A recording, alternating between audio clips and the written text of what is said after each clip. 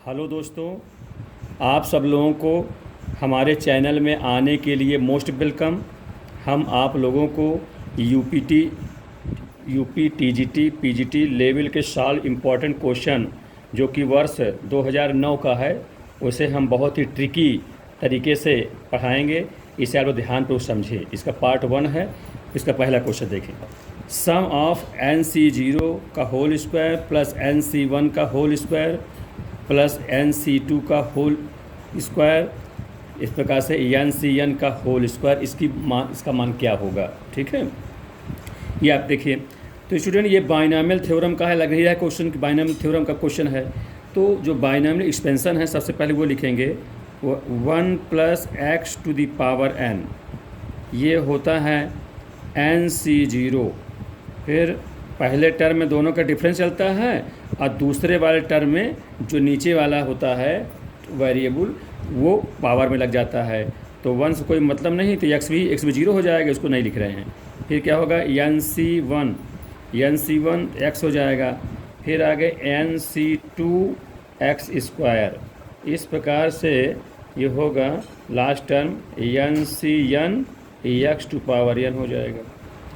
अब स्टूडेंट देखिए, ये NC0 स्क्वायर में प्रूव करना है आपको, तो इसी को उल्टे क्रम में लीजिए। जैसे 1 + x कहे हैं तो x + 1 कर सकते हैं, ताकि इनमें स्क्वायर बन जाए, फिर मल्टीप्लाई करेंगे। तो देखिए, इसी को हम 1 + x⁴ निकाल चुके हैं। अब x + 1 इसको नहीं करके x + 1⁴n भी कर लें, है तो वही चीज़ें फिर यूज़ कर रहे हैं। तो क्या होगा, NC0। अब इसमें पहला टर्म x है, तो उसमें दोनों का अंतर लगाते हैं, तो क्या हो जाएगा, x⁴n हो जाएगा। ठीक है। फिर NC1, फिर अगले x में क्या होता है, n-1।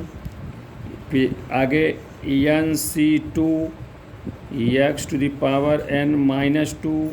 इस प्रकार से लास्ट टर्म इसको लिखते हैं ये NCN। तो x⁴ 0 हो जाएगा, मतलब 1, कुछ नहीं लिखेंगे। इसको पहला मान लेते हैं और इसको दूसरा इक्वेशन मान लेते हैं। NCN तक बचेगा ये। अब इसमें चूँकि स्क्वायर लाना है, तो दोनों को मल्टीपल कर देंगे। तो जब मल्टीपल करेंगे, गुणा करेंगे दोनों को, तो ये 1 + x⁴n, यहाँ भी वही चीज़ें है, चाहे 1 + x या x + 1 कहें, तो क्या हो जाएगा, 1 + x⁴2n, क्योंकि बेस समान रहेगा। बेस समान है तो पावर जुड़ जाते हैं, तो यानी के 2n हो जाएगा। इधर मल्टीप्लाई करने पर 1 को 2 से 1 आपस में गुणा करने पर NC0 जब इसका गुणा कराएंगे इससे पहले टर्म से, तो क्या हो जाएगा, NC0 का होल स्क्वायर। अब पावर क्या रहेगा, x⁴n रहेगा। कहने का मैं स्टूडेंट, इनमें हमें स्क्वायर उसी का मिलेगा जिसमें पावर x⁴n रहे, यानी सभी टर्म के x⁴n के जो कोफिशिएंट है उनको लेना है। तो ये यहाँ से NC0 मिल जाएगा। फिर आगे इसका जब इसका यहाँ से नहीं बनेगा काम, इसका जब यहाँ करेंगे तो x यहाँ 1 पावर, यहाँ n-1 पावर, तो कितना हो जाएगा, NC1 का होल स्क्वायर। फिर इसी प्रकार से NC2 इसका गुणा करेंगे तो NC2 का होल स्क्वायर। इस प्रकार से लास्ट तक जाएंगे तो यह क्या हो जाएगा, NCN का होल स्क्वायर। और बाहर कितना लिख देंगे, x⁴n, क्योंकि x⁴n का कोफिशिएंट है, तो इस प्रकार से मैं बाहर इसको लिख देता हूँ x⁴n। इधर 1 + x⁴2n है, तो ये सब क्या हुआ, x⁴n का गुणांक है। इसमें भी 1 + x⁴2n में भी इसका गुणांक x⁴n का निकाल लूँ, तो कितना हो जाएगा, ये 2NCN, क्योंकि पहला टर्म 1 है और अगला टर्म कितना हो गया, x⁴n हो जाएगा। तो यहाँ पर x⁴n का गुणांक ये है, ठीक, ये है। इसमें x⁴n इतना है, तो कितना हो जाएगा, इसका मतलब ये हो जाएगा टोटल 2NCN। इसका जो आंसर होगा 2NCN ही हो जाएगा। चाहे इसको फैक्टोरियल में करके रख दीजिए, ये इसका आंसर हो जाएगा। ठीक है, तो ये ऑप्शन में देख लीजिएगा, जो हो उसी में आप टिक कर लेंगे। ठीक, अब अगला क्वेश्चन देखिए। सम ऑफ 1 + 3/1 + 5/2, इस प्रकार से इन्फिनिटी टर्म तक गया हुआ है। तो इसका स्टूडेंट सबसे पहले क्या निकालेंगे, n वां टर्म निकालेंगे, क्योंकि देखिए ये विषम पद है, तो n वां पद क्या हो जाएगा, इसका n वां टर्म जो होगा उसको हम Tn लिखेंगे। Tn = कितना होगा, 2n + 1 डिवाइड बाई n का फैक्टोरियल। क्योंकि जब n में मैं 0 रखूँगा तो 1 बचेगा, नीचे 0 का फैक्टर 1 होता है, तो ये पहला वाला टर्म हो जाएगा। जब 1 रखूँगा तो 2 1 9 2 1 3, अब बटे 1 का फैक्टर दूसरा हो जाएगा। ऐसे 2 रखूँगा तो 2 2 4 1 5, तीसरा वाला टर्म हो जाएगा। इस प्रकार मिल जाएगा, इसलिए n वां टर्म ये हो गया। अब जब n वां टर्म ये ज्ञात हो गया तो इसको हम अलग अलग कर लें, क्योंकि अलग अलग करके फिर सम निकालेंगे n की वैल्यू रख करके। तो कितना हो जाएगा 2n अपान n का फैक्टोरियल अब प्लस 1 अपान n का फैक्टोरियल, ऐसे कर लेंगे। फिर इसी में इसको हम और इसको सरल करते चलें इसमें कि ये n फैक्टोरियल है, इसको हम तोड़ देंगे, देन इम्प्लाइज लगा देते हैं 2n अपान n इंटू n माइनस 1 का फैक्टोरियल हो जाएगा, ठीक है। और ये जो है 1 अपान n का फैक्टोरियल, तो n से n कट जाएगा।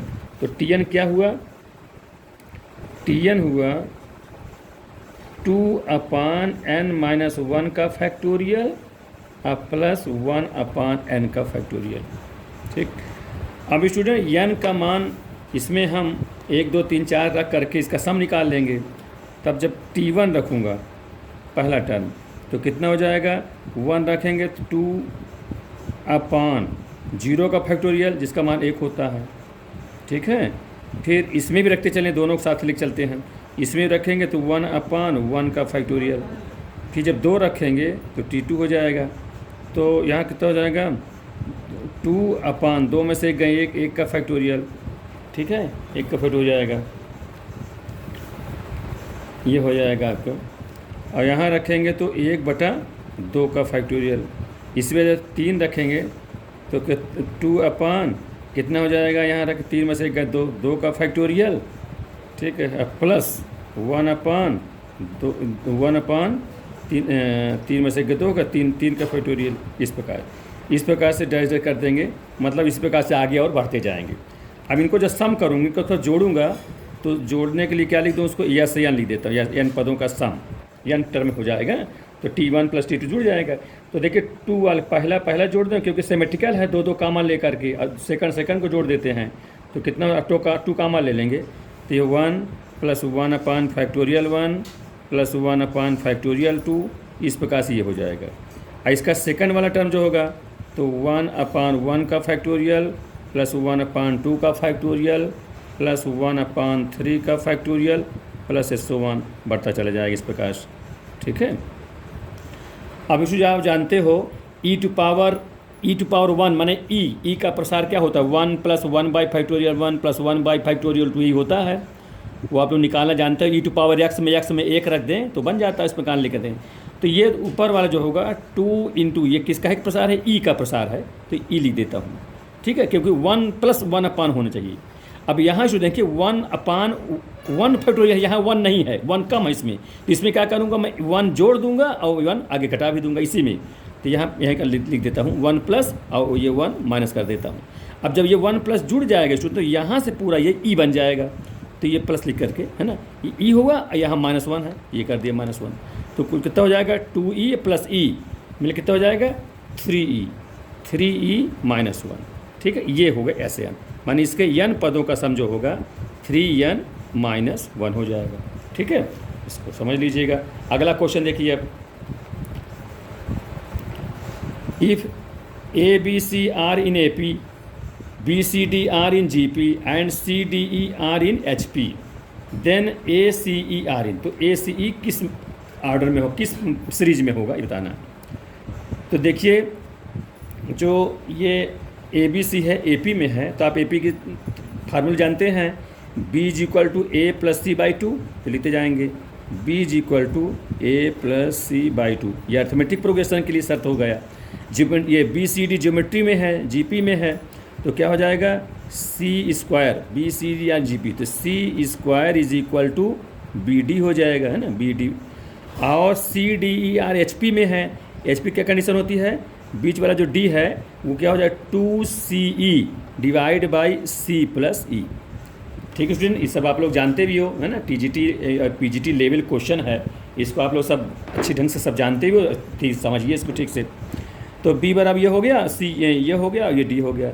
अब हमें ये प्रूफ ए सी को बताना है, तो करें क्या स्टूडेंट, बी और डी की वैल्यू इसमें रख दें सेकंड में, चाहे इसको फर्स्ट मान लो सेकंड या थर्ड, तो बी का मान और डी का मान निकाल कर निकला ही है, इसमें रख दें सेकंड वाले में, तो क्या हो जाएगा C square is equal to B, B मतलब A plus C by two into D मतलब 2CE divide by C plus E हो जाएगा।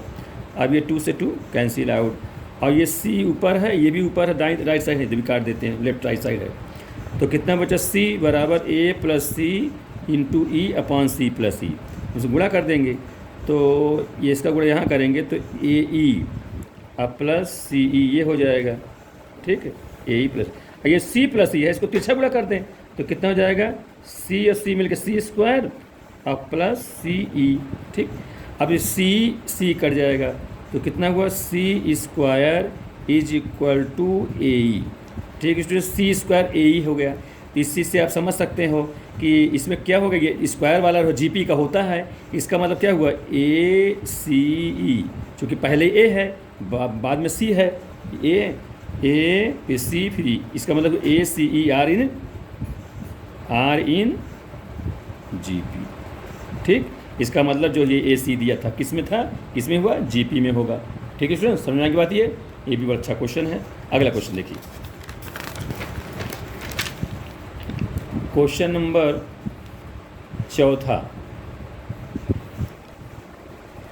हम आप लोगों को 10 क्वेश्चन का सेट ये बताएंगे इस वीडियो में, फिर अगले वीडियो में पार्ट 2 में इसी 10 क्वेश्चन ऐसे पढ़ाते चलेंगे। ये वर्ष 2009 के पेपर का साल क्वेश्चन है सब।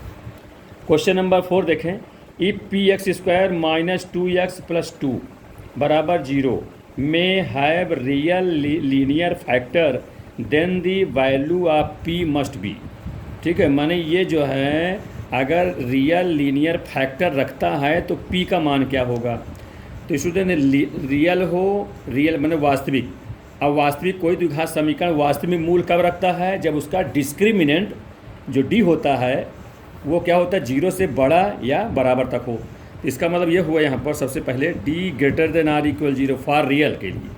अब डी क्या है अभिव्यक्ति कर b square minus 4ac greater than or equal 0, अब इसका मान भर दिया जाए, ये ए है, ये बी है, ये सी है, तो बी कितना है -2 का वर्ग 4 हो जाएगा, फिर -4, ए कितना ए में पी है और सी में कितना 2 है, लिख दिया, और ग्रेटर देन आर इक्वल 0, इसका मतलब क्या होगा 4 माइनस 4 दूनी 8 हो जाएगा, 8p greater than or equal 0। अब इसको पक्षांतर कर लीजिए, therefore 4 greater than or equal 8p, या 8 से भाग कर दिए, देन इम्प्लाइज p, अब p तरफ नोक है लेस है तो लेस देन आर इक्वल 4/8 में काट दीजिए, चाहे 4 दुनिया 1/2, ठीक है सुनिए, यही आवश्यक कंडीशन हो गया, p की वैल्यू हो गई है जो कि 1/2 से कम है या बराबर है, यानी p का अधिकतम मान 1/2, न्यूनतम मान अनंत तक जा सकता है अनडिफाइंड, लेकिन अधिकतम मान मैक्सिमम वैल्यू हाफ 1/2 हो जाए, ठीक है, समझ में बात ये काट दी इस प्रकार से, इसमें वैल्यू हो गया, तो ये p मस्ट बी का मान p का मान क्या होगा, ये मान हो गया। अगला क्वेश्चन देखिए, question number 5, in the binomial expansion of a minus b का होल पावर n, जहाँ n greater than or equal 5 है, the sum of 5th and 6th term is 0, then find a upon b। ये बहुत important question है, ये TGT 2009 के paper में ये सब आए हुए क्वेश्चन हैं, इनको ध्यान से समझिए आप लोग। स्टूडेंट आपसे अपील है, कहना है कि वीडियो तो लास्ट देखा करें जिससे सारी बात समझ में आवे, ठीक है। देखिए तो यहाँ पर सम ऑफ 5th टर्म और 6th टर्म, तो यहाँ 5वां पद और 6वां पद ये दोनों निकाल लें और उनका सम जो है 0 दिया हुआ है, उसी से a/b का मान निकलेगा। तो इसके एक्सपेंशन में 5वां पद, जैसा आप जानते हो कि 5वां पद कैसे निकलता है, T5 निकालना है, इसको T4 + 1 करेंगे ना, 5वां पद एक पहले में आ जाता है, ये क्या होगा, ये द्विपद प्रमेय है, माने द्विपद एक्सपेंशन है, a माइनस बी का होल पावर n, तो कितना हो जाएगा n/4, है ना, पहला टर्म ये है, a टू पावर n-4 लिखेंगे, और सेकंड में माइनस भी है, -b टू पावर 4 हो जाएगा, ठीक है, ये लिख दिया। और इसी में अब ये तो माने हमारा 5वां टर्म हो गया, अब छठवां टर्म भी कहा है T6, यानी T5+1, ये हो जाएगा NC5। पहला ए है a⁻n−5 और -b⁵ हो जाएगा, ये हो जाएगा। अब इसमें कहा गया है कि दोनों का जो सम है, यानी T5 + T6 इज़ इक्वल 0। ठीक, तो इसमें हम जब मान रखेंगे तो मान रख कितना, ये जोड़ दे, दोनों रख के जोड़ देंगे और उसमें कॉमन भी ले चलें तो ठीक रहेगा। चलो एक बार लिख दे, कब कॉमन करते हैं। NC4 a⁻n−4 -b। अब यहाँ देखिए चूँकि सम है पावर, इसलिए मान तो हट जाएगा, तो सीधे b⁴ लिख दीजिए। और इस वाले में, ये वाले में क्या हो जाएगा, प्लस है, प्लस। अच्छा यहाँ विषम है इसलिए माइनस हो जाएगा, तो हम माइनस लिख देता हूँ। NC5 a⁻n−5 b⁵ ये हो गया। अच्छा, अब इज इक्वल टू 0। ठीक, अब इसमें दोनों कॉमन कर लें, तो कॉमन स्टूडेंट ये जो कम होता है वह कॉमन होता है, तो n-5 पावर में यहाँ n-4 है, ये वाला छोटा है, इसको कॉमन लेंगे तो a⁻n−5 ये हो जाएगा। और b⁴ है, b⁵ है, तो b⁴ कॉमन ले लेते हैं, b⁴ कॉमन लिया तो यहाँ से क्या हुआ, NC4 माइनस, अच्छा ये हो जाएगा, ये 5 है ना, तो यहाँ 4 ही कॉमन लिए हों तो और क्या बचेगा, एक a बच जाएगा। ठीक है, ताकि गुणा कराएं तो उतना आ जाएगा, -4 यहाँ एक प्लस हो जाएगा, इससे घट जाएगा। ठीक, आ जाएगा, ये हो गया। फिर माइनस है NC5 तो इसमें एक b बच जाएगा, ये b लिख दिया, कोष्टक बंद, बराबर 0 कर दिया। अब इसको तो भाग लगाना 0 हो जाएगा, ये टर्म बचा हुआ है। अब ये टर्म बचा है, इसको राइट साइड कर देंगे तो यहाँ से क्या निकलेगा, तो बचे क्या, लिख देता हूँ NC4 a माइनस, अब इसको राइट साइड कर देता हूँ, बराबर कर NC5b ये हो जाएगा। Then implies a/b is equal to NC5 divide by NC4 हो जाएगा। अब इसको आप सरल कर लेंगे, अब इसको करेंगे तो वैसे मैं इसको ट्रिक बता दूं, n-4 इन दोनों जो नीचे हैं उन दोनों का आपस में घटा दो, जो इस ऊपर वाले में जो नीचे अधिक बड़ा वाला टर्म है, माने बड़ा वाला संख्या है, उसके भाग कर दो, तो n-4/5 ये होगा इसका आंसर, n-4 और डिवाइड बाई 5। या तो इसको आप निकाल भी सकते हैं या डायरेक्टली इसको आप डायरेक्ट कर लेंगे तो हल कर लेंगे, तो n-4/5 ये इसका आंसर हो जाएगा। या आप सॉल्व भी कर सकते हो ना, माने इन दोनों का डिफरेंस करके ऊपर में जो नीचे बड़ा वाला टर्म 5 है से तो वो भाग कर देते हैं। ऐसा इसका ट्रिक है, जो भी इस प्रकार रहे क्वेश्चन पे। ये हो गया आंसर। अब स्टूडेंट एक चीज़ मैं और बताना चाहता हूँ आप लोगों को, जैसे इसके एक्सपेंसन हमने किया तो जहाँ ये पहला टर्म ये ए है, इसको बी मान, अगर इसको हम -b को पहला टर्म मान लें, ए को दूसरा टर्म मान लें, तो भी क्या हो सकता है। तो जैसे हम इसमें हम क्या करते हैं, जैसे ये a-b ना करके -b पहले मान लें और a को बाद में कर दें, का होल पावर n, इसके प्रसार में करें पाँचवां पद, तो पाँचवां पद क्या होगा, ये होगा NC4। ठीक है, NC4 यहाँ पर क्या होगा, -b⁴ कितना हो जाएगा, n-4 a⁴ ऐसा हो जाएगा। ठीक है, ये कर देंगे और इसमें T6 निकाल लेंगे। जब T6 निकालूंगा तो कितना हो जाएगा, NC5 पहला टर्म क्या है, -b।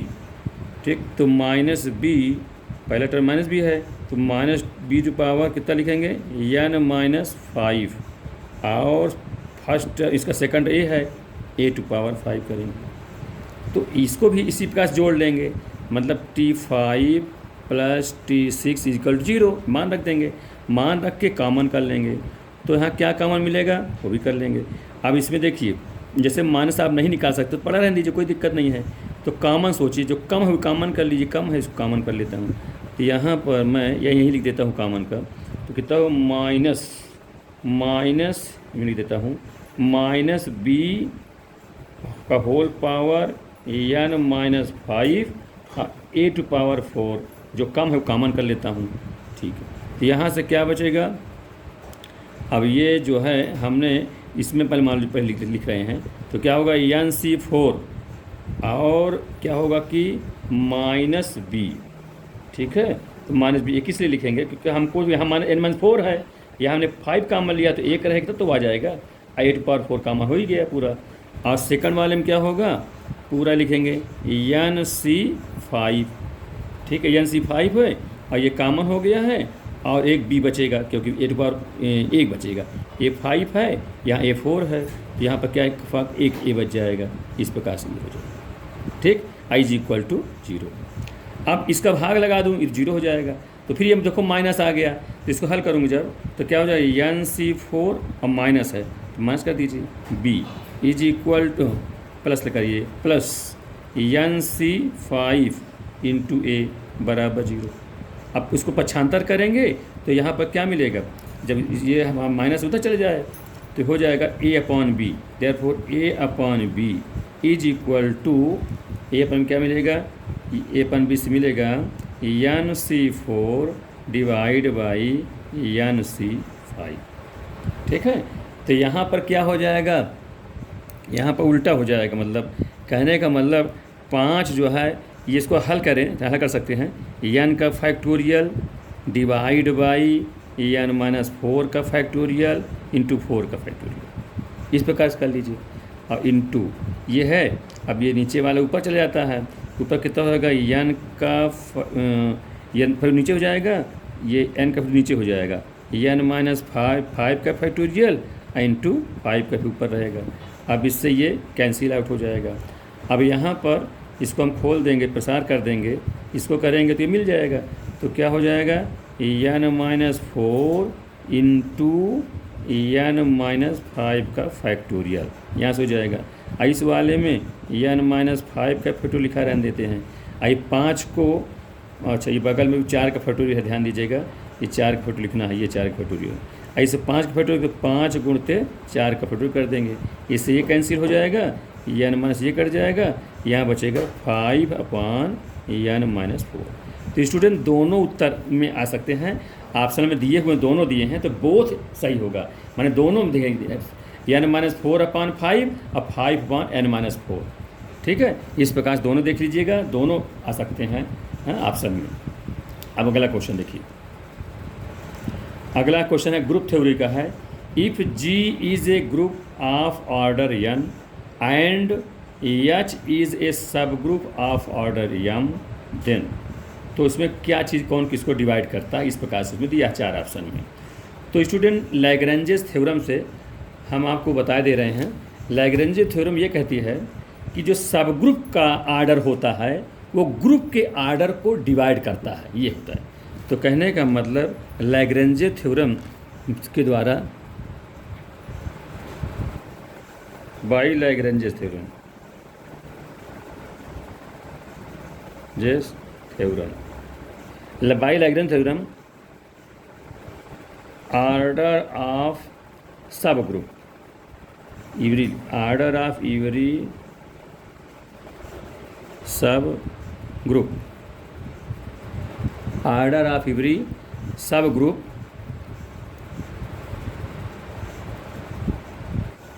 मस्ट, देखिए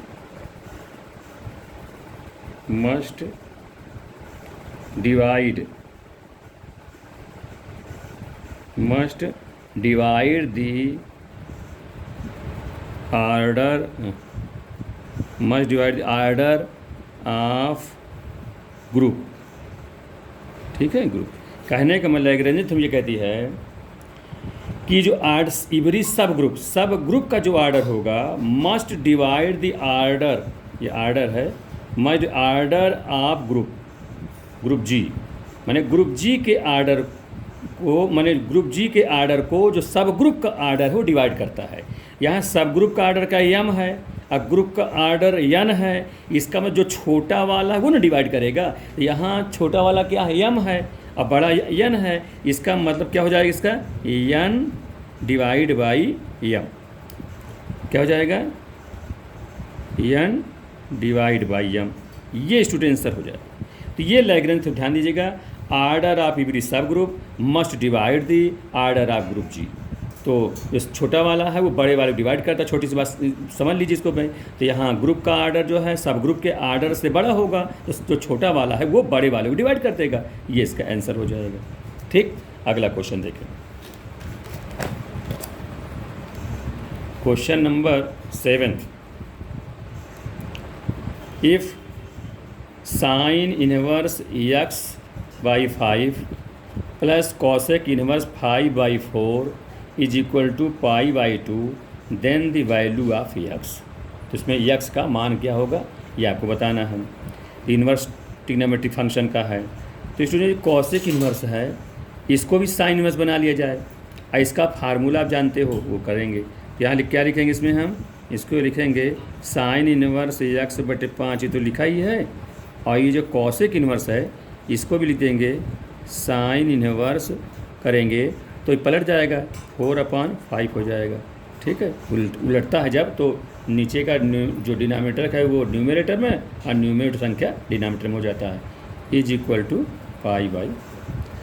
अब student sine inverse x plus sine inverse y का सूत्र आप जानते हो, वो लगा देंगे। तो क्या होता है sine inverse x under root 1 - y², मैंने इसको x मान लिया जाए, इसको y मान लिया जाए, तो x मतलब क्या हो जाएगा x/5, ये हो जाएगा x अंडर रूट 1 - y², ये y है, तो 4 चौको 16 5 25, ये हो जाएगा। तो sine inverse x under root 1 - y² plus y मतलब 4/5, y अंडर रूट 1 - x², ये x है, तो x² माने x² 25 हो जाएगा। ठीक है, ये होगा sine inverse x plus cos plus sine inverse y is equal to 90, ये 90 लिख देते हैं। अब इनवर्स उधर चला जाएगा तो साइन 90 हो जाएगा, जिसका मान 1 हो जाएगा। आइए बच्चे इसका कैल्शियम ले लिया जाए, कैल्शियम कितना होगा इसका x/5, तो ये लिखा है, ये 25 हो जाएगा, हमें 16 घट जाएगा, 9 का वर्गमूल 3/5 हो जाएगा, ये हो गया, प्लस 4/5 ये है, इसमें 25, तो 25 में से x घटाएंगे तो 25 माइनस x² का अंडर रूट इस प्रकार लिख देंगे, और ये नीचे जो 25 है उसका वर्गमूल 5 हो जाएगा, ये लिख देंगे, इज इक्वल टू 1 हो जाएगा। ठीक है, अब ये 25 ये भी 25 हो गया। ठीक, तो इस 25 को तिरछा गुणा करते उधर चले जाए, तो क्या होगा 3x यहाँ से, अब प्लस ये 4 है, लिखा रहने दीजिए 4, ये कितना है 25 माइनस x² का अंडर रूट, और जो 25 है तो तिरछा गुणा कर देंगे तो इधर 25 हो जाएगा। ठीक है स्टूडेंट, अब यहाँ देखिए बाई ऑप्शन से आप हिट एंड ट्रॉल मेथड से x का मान रख सकते हैं। x का मान हम कौन सा रख दें जो राइट साइड के इक्वल हो जाए, संतुष्ट कर दें, जो 4 ऑप्शन दिया उसमें से करेंगे, नहीं तो वैसे इसको उधर ले जाके फिर स्क्वायर करके लगाएंगे, थोड़ा लंबा हो जाएगा। तो स्टूडेंट यहाँ सोचिए x का मान क्या रखें, आप देखिए जिससे 25 के बराबर आ जाए। तो वैसे तो हम 1 2 3 4 ट्रायल करेंगे, लेकिन हम भी समझते हैं कि x बस सीधे मान रख दें, तो x का मान जो रखें वो 3 रख दें। अगर 3 रखूँगा 3 त्रिकाई 9 हो जाएगा, तो 25 में से 9 घटाएंगे 16, और 16 का वर्गमूल 4, और 4 ये बाहर, तो 4 चौक 16 ही हो जाएगा। और यहाँ 3 रखूँगा 3 त्रिकाई 9, तो 16 9 25 के बराबर आ जाएगा। इसका मतलब अगर हम x बराबर 3 रख देते हैं तो ये संतुष्ट हो जाता है, दोनों पक्ष बराबर हो जाता है, इसलिए इसका आंसर जो होगा x बराबर 3 होगा। और हम अगर 2 और 1 और कुछ दूसरा रखते हैं तो बराबर नहीं आएगा, इसलिए यही आंसर हो जाएगा। ठीक है, इस प्रकार। अब अगला देखिए क्वेश्चन नंबर 8, इफ z+4 का मान less than r = 3 then maximum value of z+1 का मान। ठीक, तो स्टूडेंट इसकी मैक्सिमम वैल्यू बताना है, z+1 का मान बताना। यहाँ z+4 है, इसको तोड़ लीजिए z+4 को, तो z+1 + 3 ऐसे कर लीजिए का मान। ठीक, और लेस देन r = 3। अब इसको समझ लीजिए कि 2 पार्ट है, इसको ऐसे क्वेश्चन लगा देते हैं। अब इसमें लगा दीजिए, इसको अलग अलग कर दीजिए, तो क्या होगा z+1 का मान और +3 का मान, और 3 का मान करेंगे 3 ही आएगा, चेक कर दीजिए, लेस देन r = 3। अब ये पक्षांतर कर देंगे, तो z+1 का मान लेस देन r = जब 3 ये मान 3 ही होगा, उधर जाके 0 हो जाएगा, 0 हो जाएगा। बस इसका मतलब ये हुआ कि z+1 का जो मैक्सिमम वैल्यू है वो क्या हो गया 0, इसका आंसर हो गया। ठीक है, यही आंसर हो गया। मैक्सिमम वैल्यू कितना हो जाएगा 0। ठीक है स्टूडेंट, कोई दिक्कत तो नहीं है। इसको अब अगर और दूसरी तरह से लगाना चाहते हैं तो वैसे भी लगा सकते हैं, लेकिन जैसे इनइक्वालिटी की डिफिनीसन से ऐसा भी कर सकते हैं ना कि इसका जो मान कहाँ वेरी करता है, कहाँ कहाँ बीच होता है, -3 less than or equal z+4 और लेस देन आर इक्वल 3, ऐसा कर सकते हैं।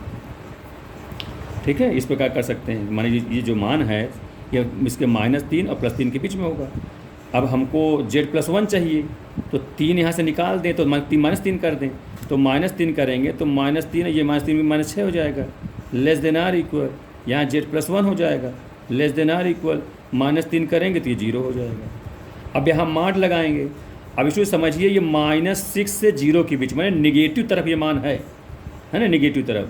लेकिन अगर जब माड लग देंगे तो निगेटिव ख़त्म हो जाएगा, तो इसका मतलब क्या हो जाएगा, मैक्सिमम वैल्यू 0 हो जाएगा। अगर इसको माड करूँगा मैं z+1 करूँगा, माड करूँगा तो ध्यान दीजिए इसमें माड करेंगे तो अब निगेटिव नहीं रह जाएगा।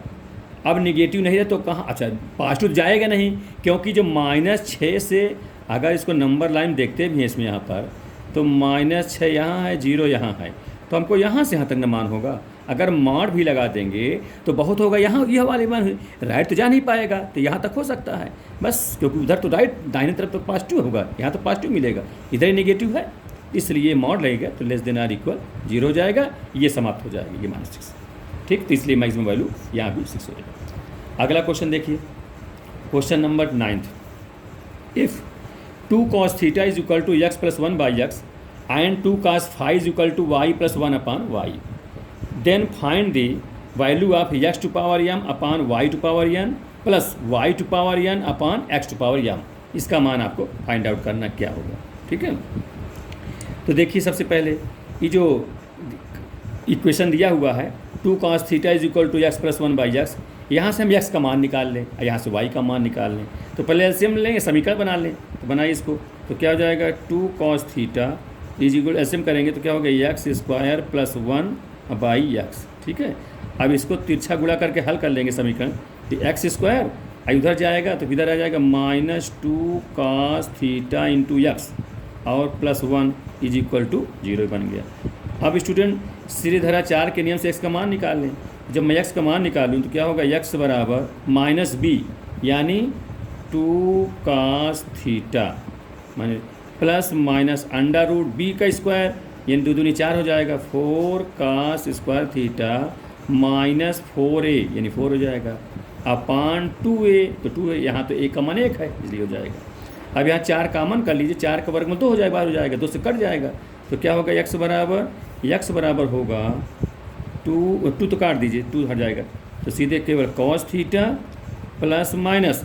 अब देखिए स्टूडेंट यहाँ 4 तो निकाल दिए, 2 निकल कट जाएगा, यहाँ cos² θ -1 बचेगा, जबकि सूत्र में 1 - cos² का मान होता है sin² θ में, इसलिए हम माइनस कामन करेंगे और रूट के अंदर -1 कामन रहेगा, माने -1 रहेगा। -1 का रूट को आई कहते हैं, जिसको आयोटा कहते हैं, कॉम्प्लेक्स नंबर है, 2 हो जाएगा और 1 - cosine हो जाएगा, तो कितना हो जाएगा +- i sin θ हो जाएगा।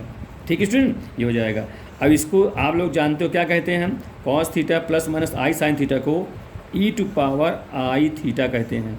ठीक है ना, ये यूलर्स थ्योरम के द्वारा कहना e⁻θ cos θ प्लस माइनस कह दिया, प्लस हो तो प्लस रहेगा यहाँ, अब माइनस रहता है माइनस कर देंगे, यहाँ भी हम प्लस में कर सकते हैं, यहाँ कर e⁻ +-i θ कर दिया। अच्छा, सिमिलरली इसी प्रकार से ये सेकंड वाले का y बराबर क्या हो जाएगा, यहाँ हो जाएगा e⁻ +-i, यहाँ फाई है, यहाँ फाई एंगल तो फाई लिख देंगे। इस प्रकार से x का मान और y का मान निकल आया। अब स्टूडेंट देखिए यहाँ पर आपसे x⁻m का और y⁻n का मान पूछा, इस प्रकार से यहाँ x⁻m लगा देंगे, देयरफॉर x⁻m, जब x⁻m करेंगे तो कितना हो जाएगा यहाँ, तो इसमें m पावर में चढ़ जाएगा, e⁻ +-i m θ। इसी प्रकार से y⁻n करेंगे तो हो जाएगा e⁻ +-i n फाई, ये हो जाएगा। ठीक, अब इसके आगे इसको हम लोग हल करेंगे तो मान रखेंगे x⁻m बटे y⁻n प्लस y⁻n बटा x⁻m, इसमें मान रखना है। तो रखिए मान। अच्छा मान रखेंगे, अब ये नीचे जो रहेगा नीचे से ऊपर जाएगा, तो मैं एक ही बार में कर दूं तो सही रहेगा। तो देखिए यहाँ ये है, ये नीचे रहेगा, तो एक बार लिख देता हूँ। मान लो e to power plus minus i m theta. अच्छा जो नीचे रहेगा ऊपर जाए तो माइनस करके ठीक रहेगा, आई कॉमन कर लेता हूँ, आई दोनों में रहेगा, तो इसे करता हूँ। तो कितना होगा माइनस एन फाई, ये हो जाएगा इसके लिए। ये प्लस इसमें देखिए ई टू पावर प्लस में लगा दीजिएगा, वाई टू पावर एन है, आई दोनों से कॉमन ले लीजिए। यहाँ पहले क्या होगा एन फाई होगा, तो एन फाई माइनस कितना हो जाएगा एम थीटा, इसका हो जाएगा। ठीक है, ये ई टू पावर आई बाहर है, यहाँ भी आई बाहर है। ठीक, अब e to power i theta समझ करके, जैसे आप ईलर्स थ्योरम जानते हैं कि e to power i theta क्या कहते हैं, cos theta plus i sine theta, वही लिख देते हैं। तो क्या हो जाएगा e to power cos theta माने ये थीटा हो जाएगा, यानी m theta minus n phi, cos theta plus, अब यहाँ प्लस लेके चल रहे हैं, माइनस की कोई जरूरत नहीं है, चाहे जो भी करेंगे वही आएगा, इसलिए प्लस ले दें, plus i sine theta, theta मतलब m theta minus n phi, ये हो गया। ठीक है, फिर आगे इसका भी लेना है, नीचे लिख देता हूँ प्लस, इसका प्लस करें, ये हो जाएगा यहाँ पर ईट पर मैंने cos n phi minus m theta और plus i sine n phi minus m theta, ये हो गया। ठीक है स्टूडेंट, अब आप लोग ध्यान दें, ये आई वाले टर्म में sine m theta minus n phi है, यहाँ है n phi minus m theta. अब स्टूडेंट अगर इसमें से माइनस कॉमन कर लें, n phi minus m theta, क्योंकि सिमेट्रिकल मिल जाएगा, और साइन माइनस थीटा का आप जानते हो कि साइन माइनस थीटा रहे क्या होता है, माइनस साइन थीटा हो जाता है। तो यहाँ जब माइनस बाहर आ जाएगा दोनों सेम मिल जाएंगे, एम थीटा पहले हो जाएगा, यहाँ भी पहले हो जाएगा, एन फाई बाद में हो जाएगा, यहाँ भी हो जाएगी, माइनस माइनस हो जाएगा, ये प्लस हो जाएगा, ये दोनों आपस में कट जाएंगे प्लस माइनस होने के नाते। लेकिन ये इसमें आप माइनस कॉमन करोगे तो कॉस माइनस थीटा बराबर कॉस थीटा होता है, तो इसलिए दोनों सेम हो जाएंगी, तो एम थीटा पहले हो जाएगा, तो कितना होगा, दोनों सेम हो जाएगा, तो एक मिल 2 हो जाएगा, तो 2 times of cos m theta minus n phi, ये स्टूडेंट्स का आंसर हो जाएगा। ये अब ऑप्शन से आप ट्रिक कर लेंगे, है ना, समझ लीजिएगा। तो ये बात समझ आ गई हो ठीक से, है ना, बहुत अच्छा क्वेश्चन था ये। इस प्रकार से आप लोग यूलर्स थ्योरम का प्रयोग करते हुए लगा लेंगे। अब अगला क्वेश्चन देखें, ये आज का लास्ट क्वेश्चन रहेगा, बहुत ही इंपॉर्टेंट क्वेश्चन है। इसको देखिए, periods of sine hyperbolic x, माने साइन हाइपरबोलिक के पीरियड्स क्या होगा, इसी प्रकार से कास हाइपरबोलिक का पीरियड्स क्या हो, दोनों में कोई हो सकता है, कोई भी आ सकता है। तो देखिए स्टूडेंट, जैसा से पहले हम बताएं पीरियड्स क्या है, जिसको हम हिंदी में आवर्त बोलते हैं। किसी भी फंक्शन का पीरियड्स यानी आवर्त क्या चीज़ है, वह न्यूनतम पॉजिटिव इंटीजर वैल्यू है जिसको ऐड कर में जोड़ देने पर फंक्शन में कोई परिवर्तन ना आवे, वही मूलभूत फंक्शन फिर से आ जाए।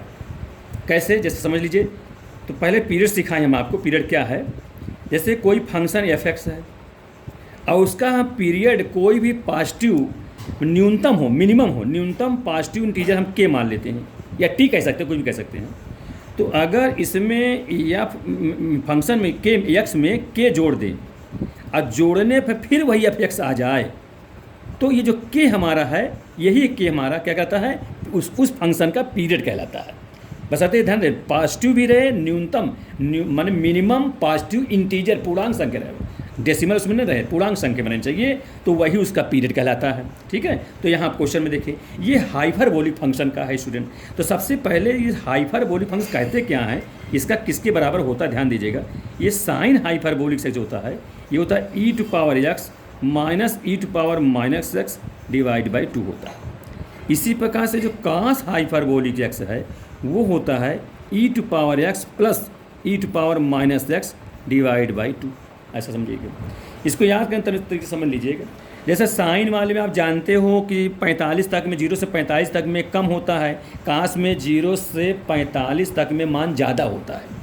तो ज़्यादा होता है कास वाला, इसमें प्लस लगा है, कम होता है इसलिए माइनस लगा है, ऐसे याद कर लीजिए। अब वैसे तो आप इसमें हल करेंगे पूरा एक्सपेंशन से, इसका प्रसार है, इसका तरीका है जानने का, हाइपरबोलिक डिफिनेशन भी है वो जानिए, केवल फार्मूले से काम चल जाएगा। तो इस प्रकार से यह होगा इसका। अब यहाँ ध्यान दें, हम यक्स में क्या चीज़ ऐड कर दें कि फलन में कोई परिवर्तन ना आवे, वही उसका पीरियड हो जाएगा। इसको पहले चलते हैं, और जैसे इसका हो सब इसका भी हो जाएगा। तो देखिए, तो सबसे पहले हम यक्स में क्या जोड़ें उसको समझिए। साइन हाइपरबोलिक लिखा है, ये इसको प्रतीक है एच लिखने का, हाइपरबोलिक फंक्शन का। तो एक्स को कोष्टक में करेंगे, ठीक है, यक्स एच बाहर रहेगा, ध्यान दीजिएगा, यक्स के एक साथ हम जोड़ रहे हैं। यक्स प्लस क्या जोड़ते हैं, 2πi।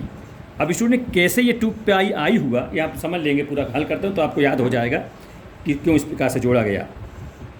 ये जोड़ देने पर फंक्शन नो चेंज होता, माने यही आ जाता, साइन हाइपरबोलिक कहें या ये कहें आ जाता है। तो देखिए, अब ये इसमें हम जोड़ दिए, अब इसको हल करना शुरू करेंगे।